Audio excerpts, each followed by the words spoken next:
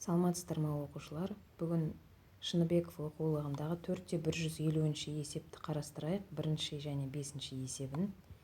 Бірінші есепте бізде синус квадрат пи бөлінген 8 плюс косинус квадрат 3 пи бөлінген 8 қосылған синус квадрат 5 пи бөлінген 8 және косинус квадрат 7 пи бөлінген 8. Яғни осы қосындының мәнін табу керек екен.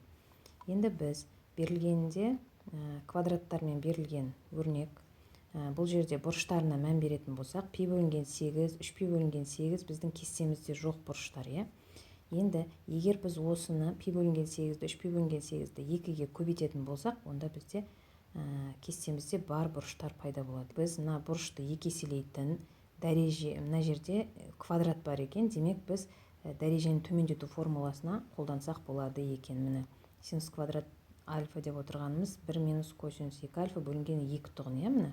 Ал косинус квадрат альфа деп отырғанымыз 1 плюс косинус 2 альфа бөлінген 2 тұғын. Енді осы формуланы, осы екі формуланы мына жерде төртеуіне де қолдануға болады. Сонда 1 минус косинус, мына пи бөлінген 8-іміз 2-ге көбейтілгенде пи бөлінген 4 болады, бөлінген 2.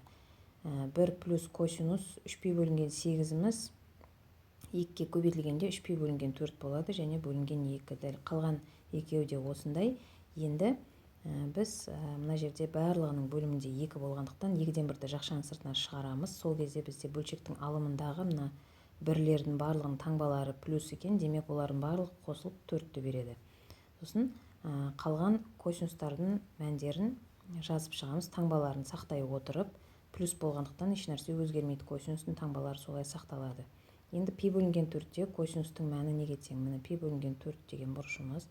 Осы жерде косинустың мәні төмен қарай қараймыз. Мына x осіне түбірасты 2 бөлінген 2. Біріншісінің мәні түбірасты 2 бөлу 2.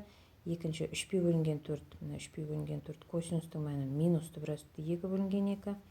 5 пи бөлінген 4 дегеніміз мына төменгі жақта жоғары қараймыз. Минус түбірасты 2 бөлінген 2. Яғни мына екеуінің мәні бірдей екен. Және 7 пи бөлінген 4, ол пи бөлінген 4-тегі мәнмен бірдей, түбірасты 2 бөлу 2. Осы мәндердің барлығын, таңбаларын, мына таңбаларды сақтай отырып, сосын мыналардың мәндерінің таңбаларын сақтай отырып жазып шығамыз, мінекей. Сонда бізде қарап отырсақ, мына бізде 2 минус таңбалы және 2 плюс таңбалы түбірасты 2 бөлінген 2-лер шығады екен. Демек, бұлар жойылып кетеді деген сөз. Сонда бізде 2-ден 1 көбейтілген 4 тең 2 деген жауап шығады екен. Бұл біздегі бірінші есеп. Енді 5-ші есепке тоқталып өтейік. Бізде тангенс x тең 3-тен 2 деп беріліпті. Ал бізге табу керек синус 2x плюс 5 пи бөлінген 4-тің мәнін табу керек. Енді біз тангенс x 3-тен 2-ге тең болатын болса, біз мынадай 3 бұрыш құрастырып алған тиімді. Яғни 2-нің 3-ке бөлінісі деп тұр. Егер біз мына бұрышты x деп алатын болсақ, мына жерді x деп алатын болсақ, онда біздегі 2 мен 3 қайда орналасады? Қарсы жатқан катетіміз біздің 2 болады. Себебі қарсы жатқан катеттің іргелес жатқан катетке қатынасы тангенсті бермей ма? Демек 3-тен 2 осылай орналасады, 3 пен 2 осылай орналасады деген сөз. Онда мына жерде түбірасты 13 деген бізде жоқтығын, бұл 3-тің квадраты мен 2-нің квадраттарының қосындысын түбірге алғанға, яғни гипотенузаның мәнін табудан шығып тұр. Мына жерде түбірасты 13-іміз. Енді біз мына x-тің бұрышына қараймыз. X бұрышы бізде қайда орналасады? Таңбасы плюс болғандықтан 3-тен 2-нің біз оны бірінші ширекке немесе үшінші ширекке орналастырамыз, Онда бізде таңбалары плюс болады мына жерде. Осы екеуінде. Демек, енді біз егер бірінші ширекте орналасса, онда синус пен косинустың таңбаларын плюс қылып аламыз. Екеуі де плюс таңбалы болады синус пен косинустың. Ал үшінші ширекте болса, екеуі де минус деп алатын боламыз. Енді әрі қарай қарастырайық. Мінекей, мына жерде 3 болу керек. Енді бізге берілгенде мына өрнекті табу керек қой мәнін. Бұны біз формулаға салатын болсақ, синус альфа плюс бетаның формуласына салатын болсақ, синус 2х көбейтілген косинус 5 пи бөлінген 4 қосылған косинус 2х көбейтілген синус 5 пи бөлінген 4. Енді осылардың мәндерін өзін орнына қояйық. Яғни 5 пи бөлінген 4-тің мәні бағана шеңберіміз бойынша минус түбірасты 2 бөлінген 2-ге тең. Және мына жерде де дәл сондай. Екеуінің де 5 пи бөлінген 4-тегі мәндері минус түбірасты 2 бөлінген 2-ге тең. Синус 2х пен косинус 2х-ті солай жаздық.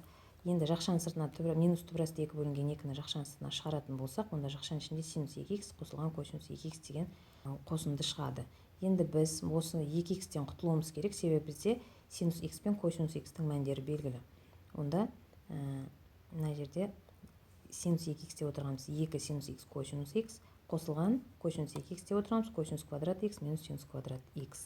Енді орнына мәндерін қоя береміз. Мына синус х деп отырғанымыз жаңа айтқанымыз. Бірінші енді мына жерде бірінші шығарылуында мына жерде бірінші ширек бойынша шығарып тұрмыз, және екінші ширек бойынша. Екеуінің де мәндері бірдей болады. Қазір көресіздер. 2 синус х, яғни 2 бөлінген түбірасты 13, косинус х түбірасты 3 бөлінген 13, яғни әрі қарай мына жерде квадраттарының айырмасы 3-тің квадраты және түбірасты 13-тің квадраты 13-ке тең, бірден түбірсіз жаздым. 2-нің квадраты және 13-ке. Енді мына түбірасты 13 пен түбірасты 13-тің көбейтіндісі 13-ке тең, ондай болатын болса, бөлшектің бөлімі бірдей болғандықтан алымдарын біріктіре беруге болады. Мына жерде 2 мен 2-нің көбейтіндісі 4 және 3-іміз бар 12. 12-ге қосамыз 9-ды және 4-тің айырмасы болады. Сонда бірінші бөлшегіміз сол күйінше, екінші бөлшегімізден 17 шығады. Екеуінің көбейтіндісінен минус 17 түбірасты 2 бөлінген 26 шығады екен. Таңбасы минуспен. Енді минус үшінші ширекте болғанда не болады? Екеуі де минус таңбалы болады, мына жерде.